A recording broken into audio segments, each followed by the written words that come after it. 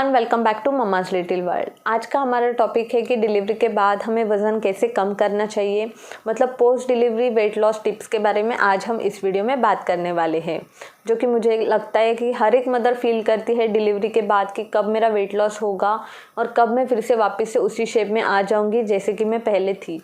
तो इस वीडियो में मेरा खुद का एक्सपीरियंस भी शेयर करूंगी कि मैंने कैसे मेरा वेट लॉस किया था।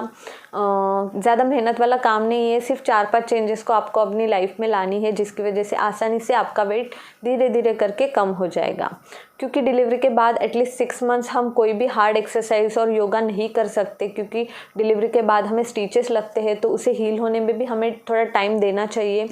तो उसका भी हमें ध्यान रखना है। तो विदाउट एक्सरसाइज और योगा तब तक हम कैसे वज़न कम करें, उसके टिप्स मैं इस वीडियो में देने वाली हूँ। फिर 6 मंथ्स के बाद कौन से हमें एक्सरसाइज और योगा कैसे करना है उसके बारे में मैं अलग सेपरेट वीडियो बनाऊंगी। तो 6 महीने तक हम ऐसा क्या कर सकते हैं कि तब तक हमारा वेट लॉस हो जाएगा, क्योंकि 6 महीने तक हम वेट लॉस होने का ज़्यादा वेट नहीं कर पाते। तो सिंपल सी चेंजेस है, तो मैं इस वीडियो में आपको बताऊंगी। तो वीडियो को एंड तक ज़रूर देखिए। अगर हमारे चैनल को आपने सब्सक्राइब नहीं किया है तो जल्दी से सब्सक्राइब कीजिए और साथ ही बेल आइकन को भी हिट कीजिए, जिससे कि ऐसे ही बेबी रिलेटेड वीडियोस की नोटिफिकेशंस आपको सबसे पहले मिलेगी। तो चलिए फटाफट वीडियो शुरू करते हैं। तो टिप्स शेयर करने से पहले मैं मेरी खुद की जर्नी आपके साथ ज़रूर शेयर करना चाहूँगी कि जब मैंने कंसीव किया था तब मेरा वेट अराउंड 49 to 50 kg था, और जब मेरी डिलीवरी हो चुकी थी तब मेरा वज़न 65 kg था। तो थ्रू आउट प्रेगनेंसी मैंने लगभग 14 to 15 kg वेट गेन कर चुकी थी मैं। और मेरी सी सेक्शन डिलीवरी हुई है, तो सी सेक्शन के बाद हमें वेट लॉस करना थोड़ा सा हार्ड हो जाता है, क्योंकि हम एक्सरसाइज और योगा जल्दी स्टार्ट नहीं कर सकते स्टिचेस की वजह से। एटलीस्ट फॉर 6 मंथ्स हम कोई भी एक्सरसाइज और योगा नहीं कर सकते वर्सेस नॉर्मल डिलीवरी के बाद आप 2 से 3 महीने के बाद नॉर्मल धीरे धीरे करके एक्सरसाइज ग्रेजुअली कर सकते हो। तो जब तक मेरी बेटी 5 to 6 मंथ्स की हो चुकी थी तब तक मैंने मेरा बहुत सारा वेट लॉस ऑलरेडी कर चुकी थी। तो मैंने ज़्यादा कुछ किया नहीं था, सिर्फ सिंपल से चेंजेस किए थे, वही मैं आगे आपके साथ शेयर करने वाली हूँ। तो टिप्स शेयर करने से पहले मैं आपको ये ज़रूर बताऊंगी कि वेट लॉस करने के चक्कर में आप कोई भी स्ट्रिक्ट डाइट और कुछ भी डाइटिंग वाइटिंग बिल्कुल नहीं हमें करना है। हमें सब कुछ हेल्दी खाना है, क्योंकि 6 महीने तक हमारा बेबी हमारे ऊपर ही डिपेंडेंट होता है। ब्रेस्ट मिल्क के थ्रू ही सारे न्यूट्रिएंट्स बेबी को जाते हैं। तो जितना हेल्दी हम खा सके उतना ही अच्छा होता है बेबी के लिए और आपके लिए भी। तो ये आपको ज़रूर ध्यान में रखना है कि हमें वेट लॉस के चक्कर में कोई भी स्ट्रिक्ट डाइटिंग वगैरह नहीं करनी है, और जल्दी एक्सरसाइज वगैरह भी हमें शुरू नहीं करनी है। अगर आपकी सीजेरियन डिलीवरी हुई है तो 5 to 6 मंथ्स आपको ज़रूर वेट करना चाहिए, तो वो हमें ध्यान में रखना है। तो चलिए मैं अभी एक एक करके आपके साथ टिप्स शेयर करती हूँ। तो सबसे पहले मेरी टिप है कि जितना हो सके आपको बेबी को ब्रेस्ट फीडिंग करवाना है। मतलब जितना आप ब्रेस्ट फीडिंग बेबी को कराओगे उतना ही अच्छा है बेबी के लिए भी और आपके लिए भी।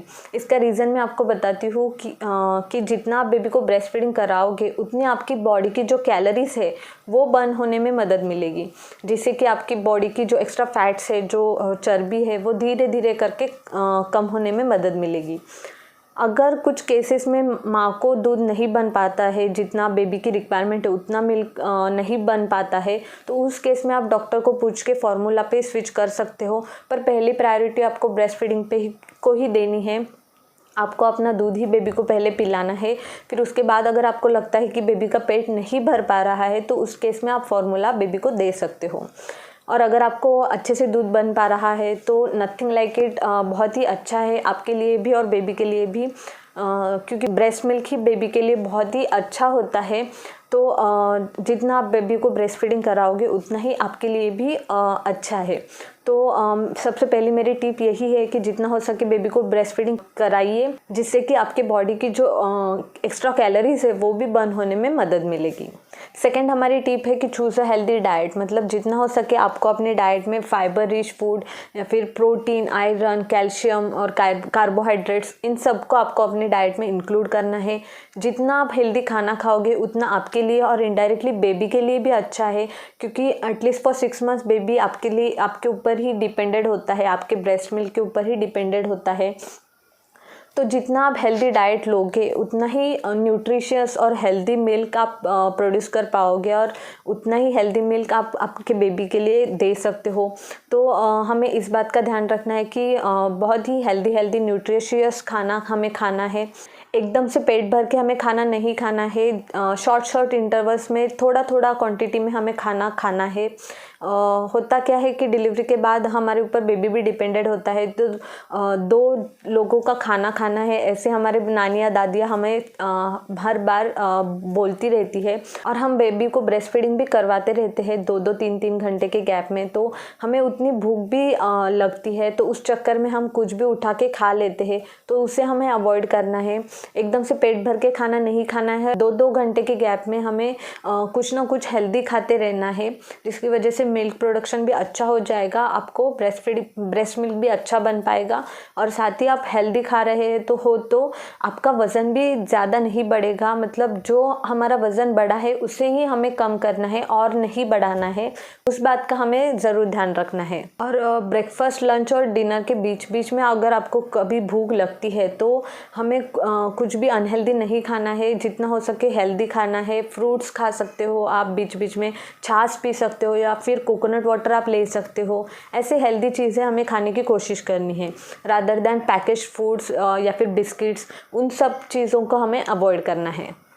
हमारी नेक्स्ट टिप है कि वॉकिंग कीजिए। मतलब डिलीवरी के बाद एटलीस्ट फॉर 6 मंथ्स, जैसे कि मैंने आपको बताया, हम कोई भी हार्ड एक्सरसाइज और योगा नहीं कर सकते, तो उस केस में आपको वॉकिंग ज़रूर करना चाहिए। डिलीवरी के बाद 40 डेज़ के बाद, मतलब 1.25 महीना होने के बाद हमें वॉकिंग धीरे धीरे करके चालू करना है। 1.25 महीने तक हमें हमारी बॉडी के रिलैक्सेशन के लिए टाइम देना है, उस बात का हमें ज़रूर ध्यान रखना है। फिर उसके बाद मतलब 1.25 महीना हो जाने के बाद आप धीरे धीरे करके वॉकिंग स्टार्ट कीजिए। एकदम से 30-40 मिनट्स की वॉकिंग नहीं करना है हमें। धीरे धीरे पहले 10-15 मिनट के लिए पहले वॉकिंग कीजिए, फिर ग्रेजुअली थोड़ा टाइम बढ़ाते हुए हमें वॉकिंग करना है। क्योंकि होता क्या है, डिलीवरी के बाद हमारी बॉडी वीक हो जाती है, तो एकदम से वॉकिंग करने की वजह से वीकनेस भी और आने के चांसेस होते हैं, तो उस बात का हमें ध्यान रखना है। आप आपके बेबी के साथ भी वॉकिंग पे जा सकते हो। बेबी को प्रैम में डाल के आप बेबी के साथ भी वॉकिंग कर सकते हो।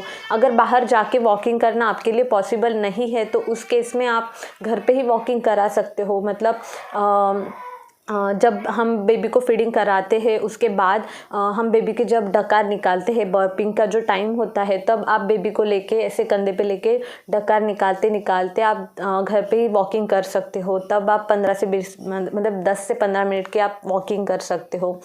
तो मुझे कहने का मतलब यही है कि मतलब 1.25 महीना हो जाने के बाद धीरे धीरे करके आप वॉकिंग को स्टार्ट कीजिए। वॉकिंग बहुत हेल्प करता है वेट लॉस की जर्नी में, तो हमें किसी न किसी तरीके से हमें वॉकिंग ज़रूर करनी चाहिए।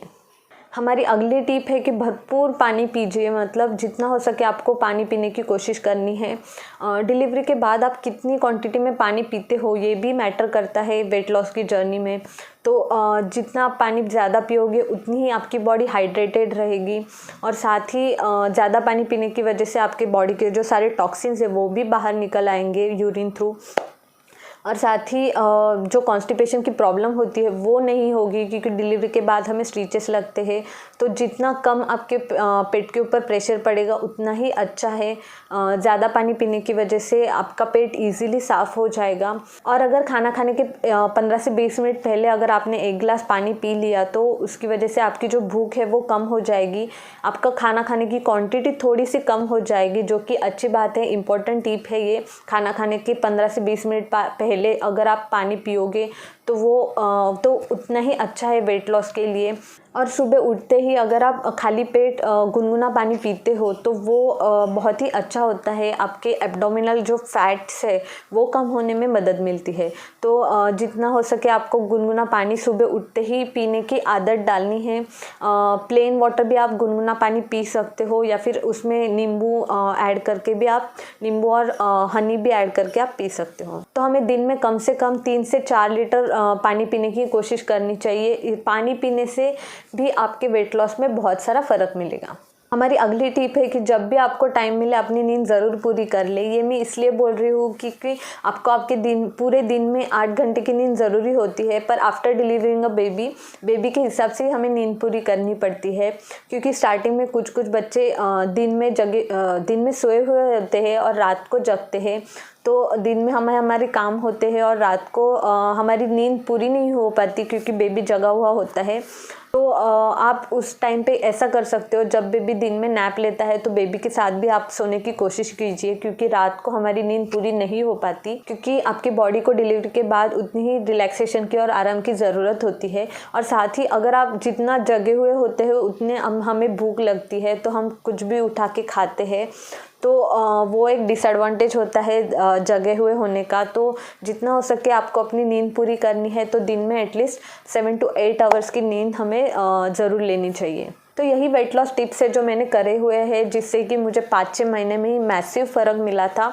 पर आप आपके अकॉर्डिंग इन टिप्स में से कौन से भी 2-4 उठा के आप कर सकते हो, आपके टाइम के अकॉर्डिंग और आपके बेबी के हिसाब से जो भी आपको सूटेबल लगती है, तो वो आप इनमें से कौन सी भी टिप आप इम्प्लीमेंट कर सकते हो।